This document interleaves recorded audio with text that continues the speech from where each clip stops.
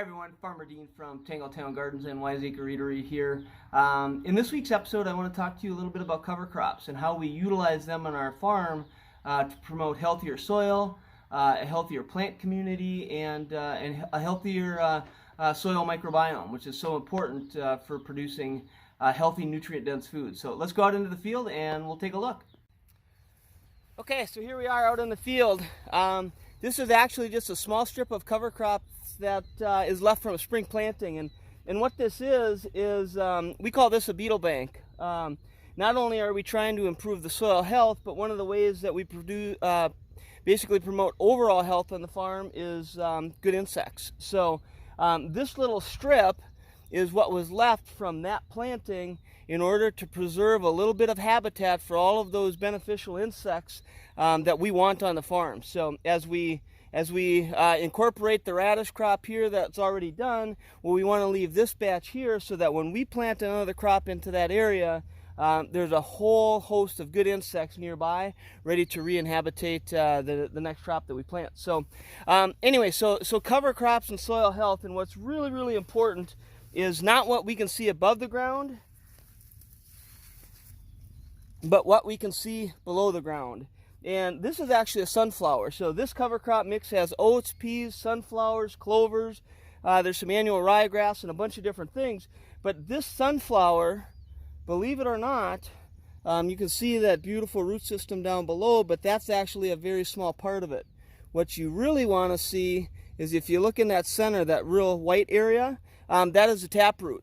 And that taproot probably goes in the ground as tall or as deep as this plant is tall.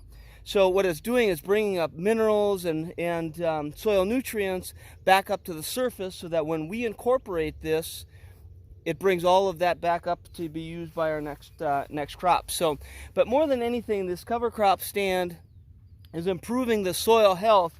The other thing that you can't see in this soil is all of the microorganisms and all of the good bacteria and good fungi that work in relationship with the plant, not only to keep the plant and the soil healthy, but to actually provide nutrients.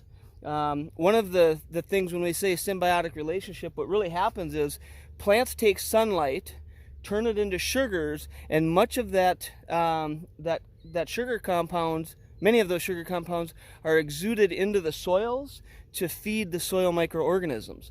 Those bacteria and fungi in return break down rocks and minerals in the soil and provide them to the plant. So it's really a win-win. So when we use cover crops, when we keep that cover on the soil, we're providing a better environment for those microorganisms and help them thrive, which in turn helps the plants thrive. The other part of the equation is, you've heard me talk about tillage, and I wish we didn't have to till at all. I would love to be in a no-till environment. We're working on that and kind of trying to move towards that. It is a challenge with some of the crops that we grow, so instead we do minimal tillage. We only ever till about 2 inches deep.